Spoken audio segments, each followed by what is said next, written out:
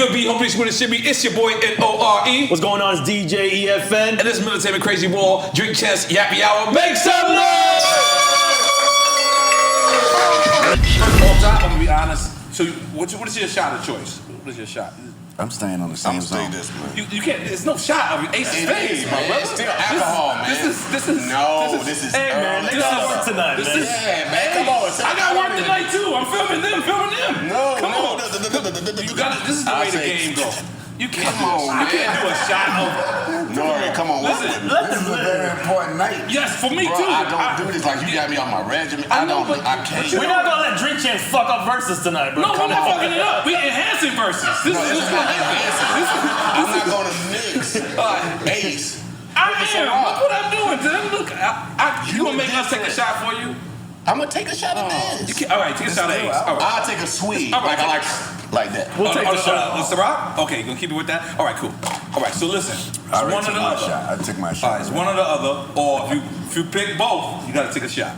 Y'all guys are wimping out, but it's okay. I got wimping out. Go. In case y'all don't know, our show is about giving people flowers. We made that. I didn't make up the statement, but I made it famous. I remember that. Yes, we are the people who say we're giving people your flowers. I don't want you to have to pass away or you have to anything or this. We're gonna tell you this while you're alive, while you're here. God damn it, we appreciate it. You fucking held me and my whole household down. I got 5 TVs and all 5 of them was tuned in. But hold on, I just want to say, if there's a Nobel Peace Prize committee listening, yes.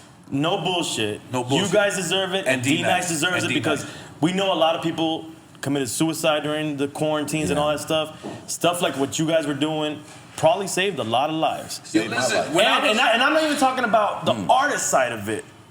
The regular people. Revitalizing careers. Did you understand? I'm sorry to cut you off. Did you understand that I got dipped to stay in my house? You want me to say that again? I got fresh. Oh, yeah. He went to the club in the next room in his house. I went to the club in the next room. I'm like, yo, nigga, Versus is on tonight. The bouncer almost didn't let you in. I was the bouncer. Me and my wife was doing the same thing. Man, get dressed. You knew it. Hey, you got it. I didn't care if niggas see me or not. I got fresh, nigga. I was on Amazon.com. Come see me all that, y'all. You know what I mean? Like, y'all held it down. Like, y'all really deserve y'all roses. Y'all really deserve y'all flowers. That was a great moment in hip hop, and it was from 2 brothers. It's still a moment. It's still a moment. We're going to set that thing on fire tonight. It's still a moment. Yes. And that's the only, like I said, that's the only downfall, because I feel like Timbaland is bringing Missy out tonight. I'm just going to throw that out there. Is that happening? I'm going to tell you straight up, no. That's a lie. I'm going to take a shot for me making this up. I'm going to take a shot. I just made that up. That's a good makeup. I wish. Genuine coming out? I don't feel like you're going to tell us right now, man. No, I would tell you shit. I don't feel we need nobody. It's not going to come out. That's what I was going to say. I feel like, you know. I ain't going to lie. Buster going to bully one of y'all stages. I mean, let's just be clear. You need to come out on stage. Nah, I don't perform no more, man. Come on, man. Who was the illest person that you told you there was a fan of you, that you was like, wow? Illest person that studied. All right, so this is a dope story, right? So my first album's not even out yet, and we in the airport. It's me and a couple of my niggas, and Lawrence Fishburne walked past, just randomly, we like, oh shit, fucking Lawrence Fishburne. We don't have no album, so we like bugging to see Lawrence Fishburne. He's like, yo, man, we love Lawrence Fishburne, no homo. So Jim is sitting there, Jim is like, yo, I was in Toys R Us, and if you call him Larry, he lose his mind. He don't like to be called Larry. So my man is an asshole, he died, my man Fat Sean, God bless the day. He like, yo, Larry. He looked, he's like, yo, I said, what's up, Larry? Oh, shit. So Lawrence Fishburne stops and walks over and says, would you just call me? Is that the airport? Yes, Okay. It's in the airport. He's like, would you call me? He's like, I said, what's up, Larry? What's happening? So we like, yo, we fans, this, that, and the third. He tuning us out. He like, yo, why you calling me Larry? He said, because that's your name. He said, my name is Lawrence. He said, your name is Larry. Oh, Larry. Now I get it. All right, good. Look, let me tell you this. This story, so I had to do research on it. His name was Larry when he was young, but then after higher learning, he changed it to Lawrence. Oh. I guess Larry is wild and niggery, and then he did higher learning, and you know what I'm saying? He want to be like proper Black, the Matrix and all this shit. So anyway, he like, man, fuck you. He told my man that. We like, yo, don't listen to him, man. You know, Jim had just did a scene on New York Undercover as an extra. Yeah. And he needed acting lessons, that's what you say? Jim was like an extra on New York Undercover. Like I said, I ain't have no album out. We was promoting shit. So he walks off. Be like, yo, why you do that, Sean? Like, what's wrong with you? Like, man, fuck that. Nigga name is Larry. So we chilling, like 10 minutes later, this nigga come back and sit next to us. Be like, yo, man, don't worry about him. He over here, my man Sean over there. Be like, yo, man, we fans, Jim, like, I'm like, yo, my man was just on New York Undercover. If you could help us out with the little acting shit, you know, we need a little gig and all that shit. He like, I'm not helping y'all. And be like, what's wrong, man? He like, you with somebody who keep calling me Larry. My man leaned over and said, your name is Larry and don't ask me again. Lawrence Fishburne get out, take his wallet out, put in my man's face. What does that say? My man is like, I don't care what it says. Your name's Larry. So we like, yo, fuck him, man. I'm about to be a rapper, you know what I'm saying? This nigga, my man's acting, this, that, and the third. Yo, so the Lawrence Fishburne wows out, he says, yo, stop asking me for help, man. You know what I'm saying? Fuck that, I'm not helping y'all. This nigga gotta understand. So now Jim is basically begging Lawrence Fishburne. Now I'm like, hey, yo, fuck you, Larry. You know, suck my dick. Get the fuck out of here. Yo, nigga ain't sucking, nigga ain't kissing your ass. Man, fuck you. As a matter of fact, I'm about to swing on you. So Larry Fishburne, like, he backed up.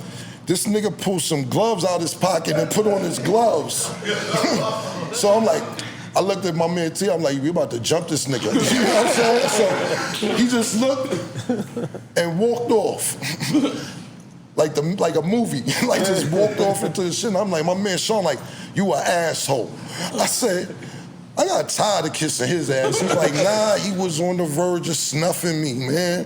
I was gonna fall out, get all the money and all this shit, man. You fucked up everything, bro. I said, I can't take it no more. Anyway, fast forward to answer your question. That was a great story. My man is driving my pink Range Rover one day in Harlem. Like stunt. I like the stunt. So Let's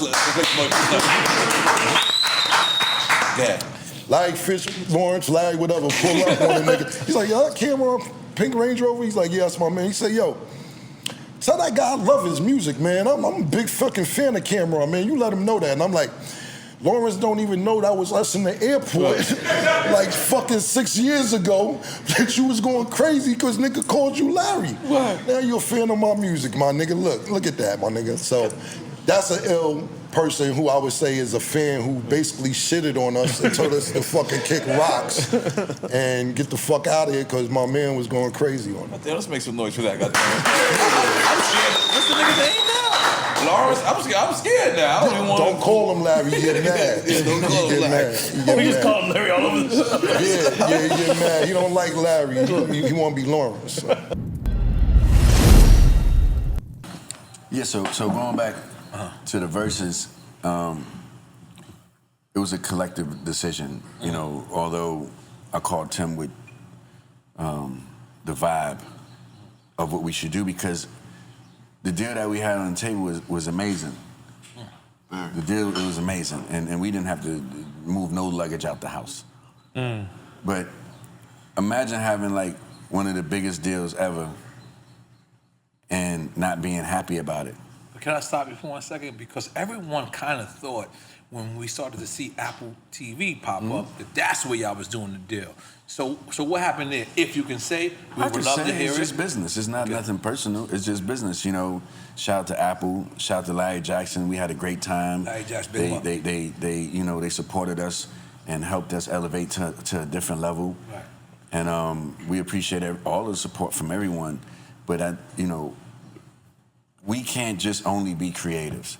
We have to be business people. Like, this is the music business, right, the creative business. And a lot of people leave out the business parts when all the business people are taking advantage of the creative the parts. ownership part. You see what I'm saying? Right. And so, I was luckily to be able to go back to school and sharpen my pencil and actually really lock in and have a focus with strategies. And although me and Tim didn't start versus thinking about business or thinking about finances, it just happened to turn into that. Which is why it was so beautiful and yeah, evolved. It just happened, the universe just happened to want to just do extra things for us. But we was just basically having fun, but when it started coming to the business, we had to be sharp as well. Because people started coming to you with business. It wasn't like you planned that, but people started coming to you because of the numbers just growing. Yeah, we turned down so much. Yeah. We turned down so much, and Spotify came at y'all first. Everybody, we turned down everything. The reason why we turned down everything was because, everybody wanted to go to the penthouse first. They just wanted to just go to the penthouse. Right. They didn't even want to know the structure of the building. They just knew it was a quick ride to the penthouse, a quick ride with our culture, quick ride in the VIP with our culture, and we're gatekeepers of our culture, so we can't allow that. Right. You understand? So when it came to making this decision, I was like, man, and me and Tim had a conversation. I was like, yo, I always see one or two of us getting the bags and being a part of the big picture, but it's a group of us that make these apps work and that make these different things work. Give it the value, right. No, for giving it the value. So my thing is imagine if we could bring 43 artists with us to go ring the bell and go public. You know what I'm saying? Right. This when Triller go public, this would be the biggest creative public offering in the history ever. And even the artists that we gave our personal shares to, they don't even probably understand what it's gonna be yet. Right. But we have good intentions, and it was like, yo, these people started and they showed up with us, and they should go all the way to ringing that bell and going public with us. And it's just what we're supposed to do. We should get people used to taking care of 43 and 50 artists real quick, at a because time. people don't know probably what you're talking about, that you gave shares, your personal shares, to the folks that had already done versus up to that point, right? Yeah, and you can... Which is unheard of. Nobody's doing deals like that. No, because, every artist was compensated in some type of way for doing verses. Right. So some rock or... Just whatever. We let them keep everything. We took nothing from the artists. Like, when they get a sponsor, they keep the money. When they get bringing sponsors or whatever, and you see a lot of things on stage, it's because me and Tim agreed to let the artists eat and do what they need to do. Tours are not happening, different things are not happening, and they're coming out in a hard time of COVID. Of course you can bring a sponsor. Of course you can keep all of your sponsor money. We're not taxing you on nothing. And then we come back around and be like, yo, guess what? On behalf of Tim and Swiss, not only are you partners in Versus, you're owner in Triller, which is a $1 billion-point-something value company. Wow. You understand? That's today. That's not even with the IPO and the 10, 20X on top of that. And they going public, right? Yeah. Right. But that'll all make sense later. Oh, God damn it. You make some noise for that. Hell yeah. Tim, I'm going to be honest. I think you need another shot. No, I don't. I'm fucking with you, man. I'm fucking with you, man. So now let me fast forward. Boom. You work with Nas, you do this. Nas and Jay actually have this moment against each other. Mm-hmm. Then Jay uses you as a punchline. He says, I know who I paid, God. Searchlight Publishing. Yeah, he said, but you weren't getting paid, dog. You were getting fucked then. I know who I paid, dog. Searchlight Publishing. So the true story about that, it's really great. Because I don't know. No, this is a great story. Yeah. So I'm the head of CHR at Def Jam, and they're about to put out that Reasonable Doubt. Mm-hmm. And Kareem, I think it was Kareem. It was either Kareem, Dame, and Jay, or Dame and Jay, come to my office and said, hey, we got to clear this sample, this dead president sample. Take care of us. I said, okay, no problem. Give me like $2,500, but just know we're going to have 25% of your record on the publishing. And he was like, all right, cool. And that was it. He gave me a check for $2,500. I delivered it to Zamba. But if you look at the liner notes on Dead Presidents, Nas is one of the publishers. So I say, yeah, that line can live as much as it lives, but Jay don't own a piece of Nas's catalog, but Nas owns a piece of Jay's catalog. And that's a fact, though. Oh, we didn't know that. We didn't, because we thought, like, when he said that, Searchlight Publishing, that that he was meaning that Nas didn't have none of his publishing. Oh, yeah, no. Nas publishing. No. Yeah. But that's what he I have was a 5%. Right. Yeah, I have a 5% admin fee, which I'm like to this day on those 2 albums. I just make sure like things like if Nas wants to do it, I just sign off. And that's it. Like for me, like when I think about being a production company, right? I think there's 2 trains of thought. Train 1 is the artist ain't shit and the production company makes all the money, right? Or the second train is the artist ain't shit and I'm gonna figure out how to jerk the artist. Right. That's most of how hip-hop has run their production companies. Right. I had a third train of thought, which was I wasn't gonna be the Jew to take advantage of a black man. Right. So I don't need to get wealthy off Nas, and I don't. My checks are very humble, and I'm okay with that, because they're gonna go for the rest of my life. Right. You know, when you think about streaming today, right? And you think about Illmatic. Illmatic streams 400 million a year. To this day. I get my fair share. I don't get more than I deserve. I don't get less than I deserve. I get exactly what the contract says. In fact, and I'll keep it a buck with all of y'all, 2007, I get a letter from Sony. They say, oh, we overpaid you. So you're not gonna be getting a check. And my lawyer goes, oh, we're gonna sue. And I said, we're not gonna sue. Let it rock. We'll recoup. Eventually we'll recoup. And we did. It took like 10 years. Because I don't give a fuck. What was the basis of them saying they overpaid you? They said that the artist royalty that I got paid was congruent with what Nas was supposed to get paid. So I essentially got Nas royalties, but Nas didn't, it wasn't minused off Nas's share. Right. They basically paid like, it was like double dipping. Right. So they paid me exactly what they were paying Nas.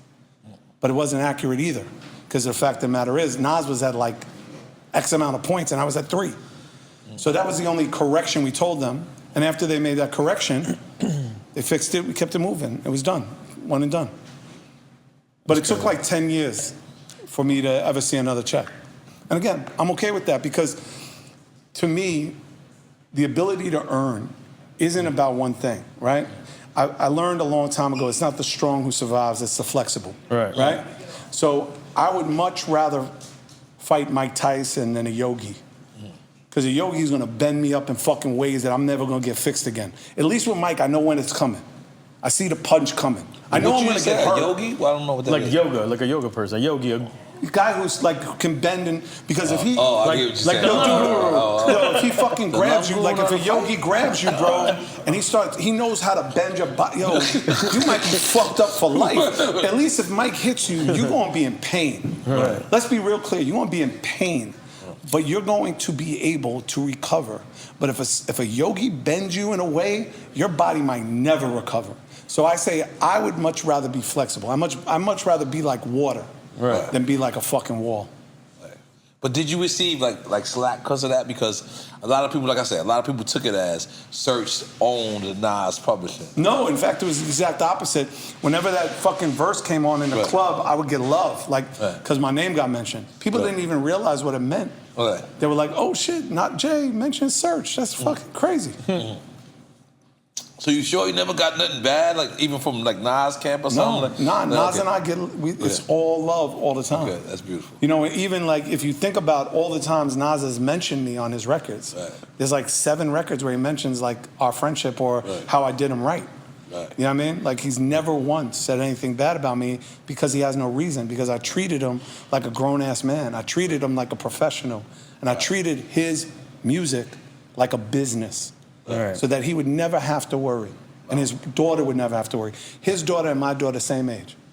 They were born a month apart. his daughter and my daughter never have to worry. God damn it, make some noise for that.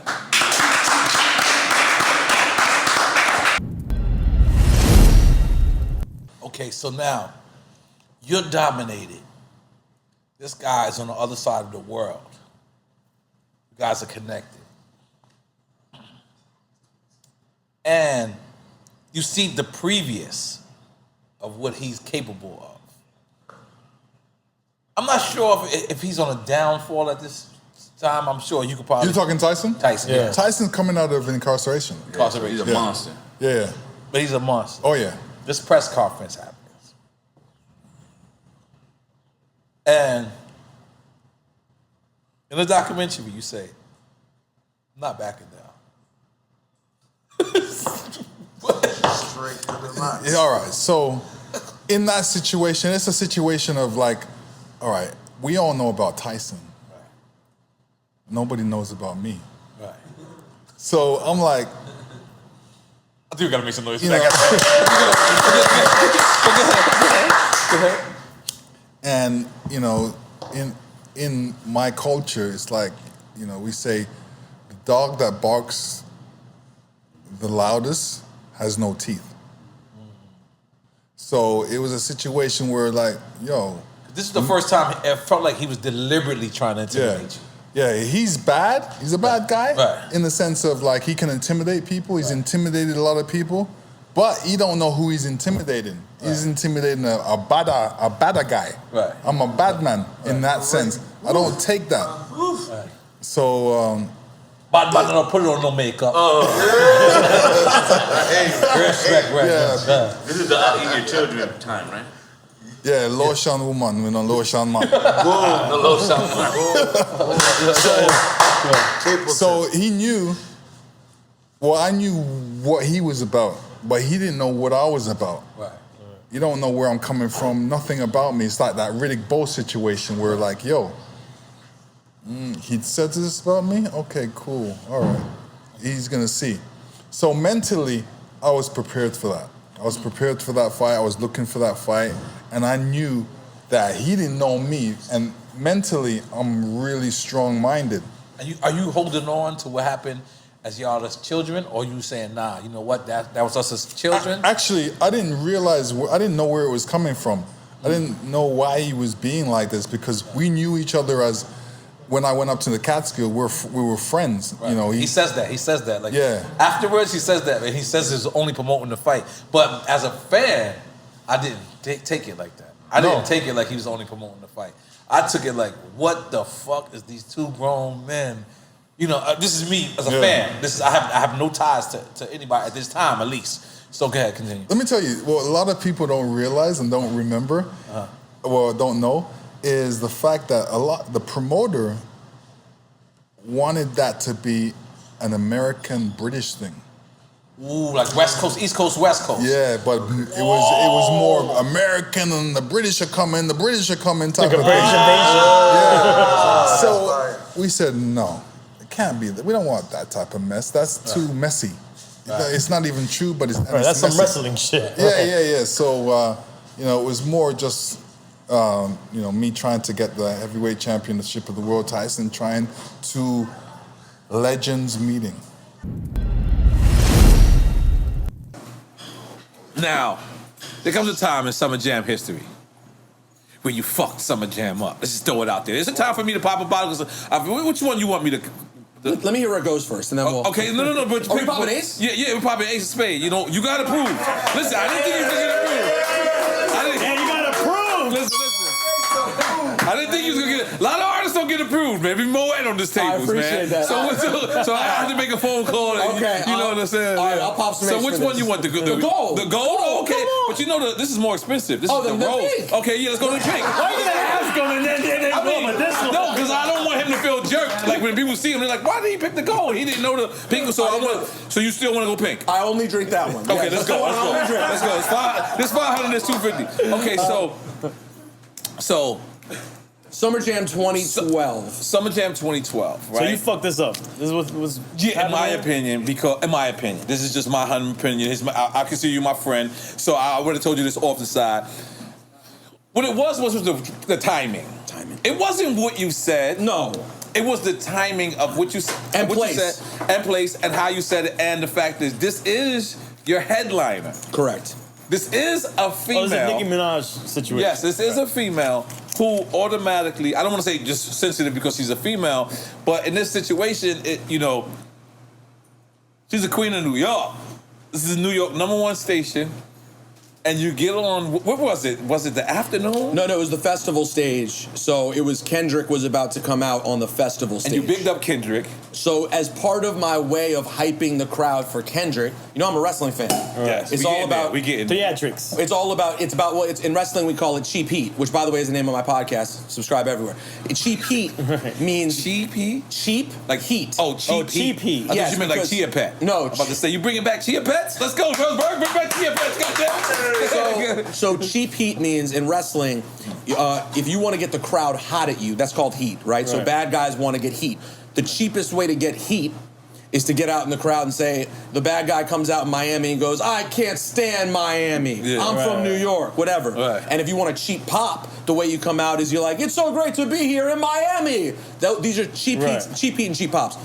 I was doing both. I was really going for a cheap pop because I know that the crowd that's there to see Kendrick, when I say fuck Starships, I know the crowd is going to cheer for that. Yes. So it's we're going to cheer for you right now. Cheers. Salud. Thank you for me Salud. fucking Look up. at popping Cheers. bottles on the side. Goddamn it. Cheers. Go ahead. But by the way, I don't think we got cheap heat in hip hop. I'm sure I don't think we do. Well, maybe not. You're right. I mean, it ended up being expensive, I'm sure. Okay. So I tried to pop the crowd by saying, now listen, the truth is, I had already been on the radio dissing Starships at that point for months. Right, and you got to realize, us as artists, right? When we have a relationship with you guys, when you diss the record, we don't feel like you're dissing the record. We feel like you're dissing us. And I had no relationship Taking it with her. personal. Well, So it's even worse in some ways because I had at that time, I didn't know Nicki at all. But Ebro knew Nicki and... Yeah, but remember... And you're guilty by association. Well, but remember, Nicki's not even really in New York that much at that time, right? She's moving around, she's blowing up. Yeah, but she's still the queen of New And York. she's hearing it from people, though. That's what's even worse about third radio. party. Okay, Yes. third party, okay. People go... So I make a joke, right? Like I used to tease Nicki. I don't know if you sipped that, but when we I cheers, did. you got to I sip it. did. Okay, all right, I'm cool. not an animal. All right, cool. So Nicki... At that time, when she would do like sort of her voices she would go into, like on Monster. Sypha and I, when we do the show, we would sort of like tease that, but not like we were shitting on it. We You were would just mimic these voices? Yeah, but it really wasn't shitting on it. Like we thought she was dope. Right. But when people hear it and are like, yo, the fucking Safari came up to her and was people like, are telling her people talk shit. So she already wasn't fucking with us. Right. And then I dissed Starships and I'm like, what is this record? Blah blah blah. And Let's be clear, this 2012, so people wasn't going live. So this is not like she could have went and looked at someone's Instagram. So people weren't going live. No, they're hearing. It's still word of mouth. Still hearsay. Okay. Unless it was a clip we put up, Right. She wasn't going to hear it. So, and I didn't like Starships, and I stand by that. I think history kind of proved me right on. I mean, even though she made a boatload of money on it, did really well. Right. It wasn't a record that I liked. Now I admit I did not at the time think of sort of the implications, me being a man, being a white man, who she doesn't know and wasn't even all that established yet, shitting on, her record. I now realize sort of the privilege that was built into that. But at the time, I'm just repping for it. To me, it's hip hop all day. Right. And while I'm regretful about some of those situations, let's be honest, if I wasn't the kind of person who said shit like that, I wouldn't ever be here right now. Right. If you don't have enough swagger and stupid, ill-advised confidence to talk shit, you're not interesting. And I had to show, listen, all the rappers who wanted to fuck me up in the first few years, most of which I'm close with now, present company included, it all came from a place of like, I just had stupid confidence that I deserve to be here and should have the conversation. In retrospect, I could see how now that would be considered problematic. But at the time, I was just a guy who's like, I'm trying to get on, I've studied the game, and I'm going to give my opinion. And that's what Ebro wanted me to do. So I was just doing what I thought I was supposed to do. But let's just be clear. All right, cool. Let's take away the fact that she's a girl. Let's take away the fact that she's the queen of N.O.R.E, right? Let's take away the fact for that right now. Just the fact that it was the headliner. Yes, that's the stupid part. Yeah, And it was streaming on her website. Oh, wait a minute. What? So she was streaming like on her website. So her they had the live. All the barbs saw it. So the next thing I know, I'm on the side of the stage, and the barbs are throwing. Ebro comes up to me where the show's about to start. Ebro's like, "Yo, do you say something about Nicki on the festival stage?" And I swear to God, I was like, no. I didn't remember. I was like, "Oh yeah, I did. I talked shit about Starships." He was like, "Yeah, she pulled out of the show." And I was like, the next second I go on my phone, I open up Twitter, I just see trending Peter Rosenberg. I was like, well, this is not good. Right. She's not doing the show. And so the first thing I'm worried about naturally is my job. Right. You know, I've only been there a few years at that point, and I'm like, I just cost us Nicki Minaj at Summer Jam. Right. That was fucking stupid. And you're right, the time and place was ridiculous. Right. And I just wasn't being thoughtful. It was just fucking stupid. Poor judgment Now, on your could part. you have rectified that situation had you apologized right then and there, or that was not the case? No one even considered that. You know, and this is where hot. You know, listen, Ebro and Flex both do. Neither has a small ego either. Right. So while I'm sure they might have been upset with me on some level, though neither ever said they were upset with me, they both just went the other way. It's like the brothers in blue. Like they said, well, let's not do any cop shit with me. No, it was like the brothers in Hot 97. How about compounding the situation? Cold blue. How about just a Hot 97 show? Okay, Anyways, I think they went with like, oh, they're pulling out? Fuck that. Right. We're Hot 97. No one's pulling out on our shit. Right. It's Summer Jam. Right. So they took that approach of defending me. And then, of course, it got messy because all Young Money pulled out.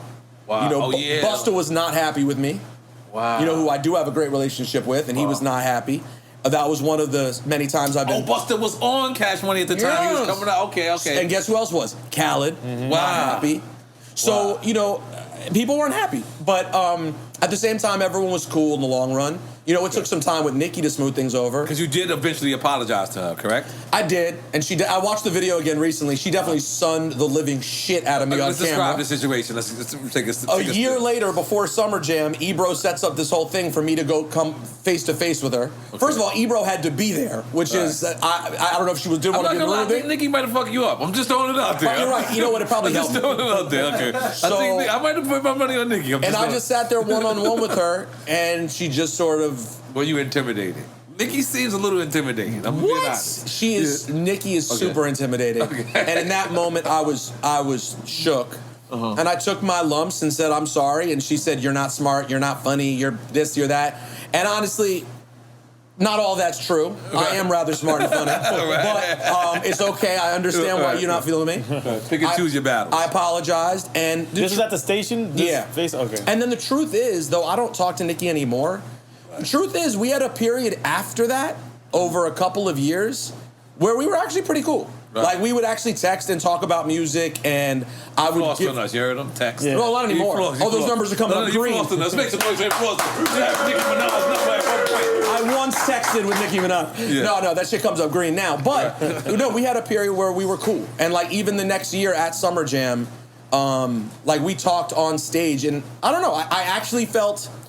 the same. You know when you beef with people or have a feud with someone, right? Once you make up, there is some sort of odd kinship that exists. Yeah. Like, I'm not saying Nicki likes me. I don't know how Nicki feels about me at all. But I know that at that time, I definitely felt some level of closeness. Right. You went through some shit and you got through it. And we both. And by the way, for the record, as mad as she was at me, after that whole shit, her next album was her most hip hop and most successful. She bodied her next album. What was the next album? I forgot the name. I think the next one was Pink Friday, or was it Pink Print? I love how you grabbed the phone instead of thinking how we used to do By back the way, in the days. it's so fucked up. It's so fucked up that you are literally correct. That is what I do now. You literally well, she had a lot of albums at this point. Yeah. So you're taking credit for that next album. Yo, you're a good radio host. No, we're not radio. It was Pink Friday, Roman Reloaded might have been the one with Starships on it. So it would have been the next one in 2014. Okay. Which was the Pink Print. Okay. No, I'm not taking credit. Right. Nice try, EFN. Right, You've really developed into quite the host.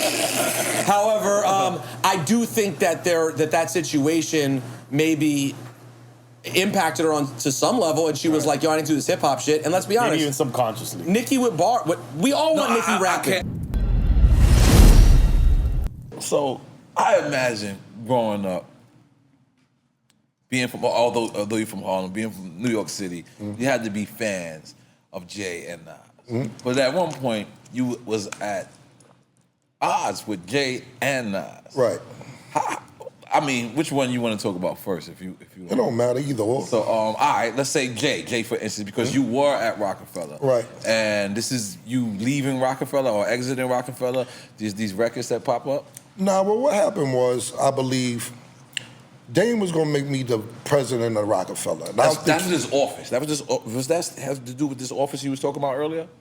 No, we just housed the office. he housed the office. That was a closet. Okay, that wasn't the same time that you was the president? It never really came to fruition, me being the president. You being the actual president. Okay. He wanted to make me the president. Okay. And I don't think he talked to Jay about that. Right. You know what I'm saying? So, like, when so bust it, and me and Jay cool, we was just on a Zoom call like a week ago, so this just stories. Me and Jay ain't got no problems. We were super cool. Yeah. So, Jay... He said this rosé too, by the way. For you. Come on. I'm going to take it with me. Yeah, you know what I'm saying? No problem. So, we'll give you the cold one too, no problem. Yeah, I appreciate it. So, basically, when I got to Rockefeller, you know, I tried to ingratiate myself with everybody. It's a big word, I don't know what that means. Yeah, I'm trying to be cool with everybody. Okay, right, I'm trying to say, they already have something going, and I know. Ingratiate. So I'm trying to look that up later. Yeah, so I'm just trying to You're like fast-tracking your situation. Trying to be cool with everybody, because y'all got your own thing, you know what I'm saying? I don't want to come in here and seem like I'm stepping on toes or whatever. So I'm cool with everybody, you know, hey, this, that, and the third. And, you know, Jay's a competitor, you know what I'm saying? So me coming there, I don't know, this was Dame's situation. This ain't something that he did. So, you know, first thing that happened, I brought K. Slay up there. And I guess I didn't know he was mad at K. Slay because K. Slay must have played Ether at the time, and he was mad at Nas for Ether and all this other we shit. never heard this story, Ken. Yeah, I'm telling you what happened. You ask K. Slay. So I've never heard this story, Ken. Wait a minute. What? So you saying you brung K. Slay up to baseline? Yeah. Okay, and this is after K. Slay, he definitely voted for Nas Ether. I remember this. Continue. Yeah, so I brought him up there because, you know, we using K. Slay to host our mixtape. So K came up there, boom. Jay wasn't there. But as I'm leaving, Jay is in the lobby of Baseline. So I walk K to the elevator, and I guess they said, K and Jay-Z said, what's up, whatever. So I walk back in, he said, yo, you gotta be careful who you bringing around here. We might have just slapped the shit out of K. Slay. And I'm like, wait, what's going on, man? You know, I don't even know what's going on. He's like, yo, just saying be careful who you bring up. All right, cool, this your house. I ain't got no problem with that. You know what I'm saying? It's all good. Cool. We building Buzz up. I'm like, yo, Jay in the studio, I'm like, yo, we might wanna hop on this record. We building the Buzz, and he'll just look like, okay, that's cute. Like, he didn't say it, but he like, okay. I'm like, all right, cool. I don't know what's going on, but whatever. So, I start heating up, you know what I'm saying? And he like, yo, it seemed, you know, you could tell some tension. Mm-hmm. So one day, I come to the studio, he like, yo, it seemed like there's some tension in here. Yada, he says that? Yeah, to me and him talking. I don't know if exact words, but he says something going on. I just want to let you know, I see y'all niggas rocking. I ain't got no problem, we all good, you know what I'm saying? So I'm like, bet. Just got a song up right now, you know, if the tension in here, like, yeah, let's just do it now. Right. And he's like, bet. So we did the song. Boom. So I was like, yo, the song heating up, we might could do the video. He like, I said, okay, we back to that. Cool, so that happened. Then back to what we saying about, I'm starting to do bust moves or whatever. Because there was a rumor that there was a Jay-Z verse on Old Boy, and you I'm about erased to it? tell you that. So PD Crack, nobody's fucking with PD Crack. State Property, nobody. PD Crack, I was gonna fuck with Speedy Crack. Right. He had the song. One for PD Crack. Yeah. That was his song by itself. I put me and Jewels on it. Take it to Dame, I'm like, I'm about to fuck with him. He like, he from Philly, you should fuck with State Property. I'm like, why everything gotta be so Philly this, Harlem this, Really? this, that, and the I third. don't think I heard the story neither. Petey Cracker's story. You don't even need to drink, nigga. Go ahead, keep going. It's on Vlad. He told the story on Vlad. But I already knew how it went anyway, but he tells the story. So they in the studio, he said he got this hot song. Because he wasn't signed to State Property. I was fucking with him. He come to New York or whatever. And I was gonna sign him. But Dame was like, I was gonna fuck it up for Philly and all this shit. And I'm like. So Petey was like. This is a situation where both of y'all is right, by the way. Yeah. Dame is right and you were right too. This is a situation. But continue. So whoa. Yeah, he's on his own. He's not with State Property at all. No, but it's seeming like that, but he's not. Right. Wow. So he's like, I'm not signed to them niggas, Cam. So we did the song. So Petey's playing the song for Jay-Z, whoever else in the studio. And like I said, Petey Crack's story is on Vlad. He talks about a couple interviews. I already knew how it went though, but. We don't mess with that other outlet. So he's playing the. Sorry about that. So he's especially that nigga. I apologize. Yeah. So a couple other videos. A couple other interviews. He mentioned this. So he says he's in the studio playing it, and my verse come on, and Jay say stop it, erase that shit, and just erase my whole verse. So Petey calls me. He like, can't. I gotta slow you down a little bit. You saying the original one for Petey Crack, you're on there? Yes. With Jewels? Yes. Petey's in the studio. He actually plays the record. No, this is what happened.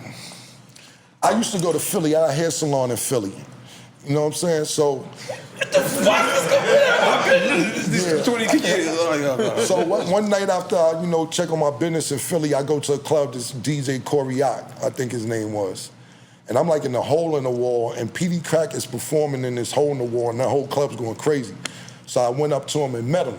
I'm like, yo, what's up? He's like, nah, Beans, this, that, and the third, and I fuck with everybody. Those was his niggas. Mm-hmm. So then a week or two later, I went to, I don't know the time, we go to Philly radio station, and he's outside the radio station. Cosmic had the Hot Boys? Yeah, he's outside the radio station, and he like, Killer, what's up, man? I'm like, I thought you fuck with State Property. And he like, Dame ain't signed. Dame is there. He's like, Dame ain't signed me nothing. I'm like, word?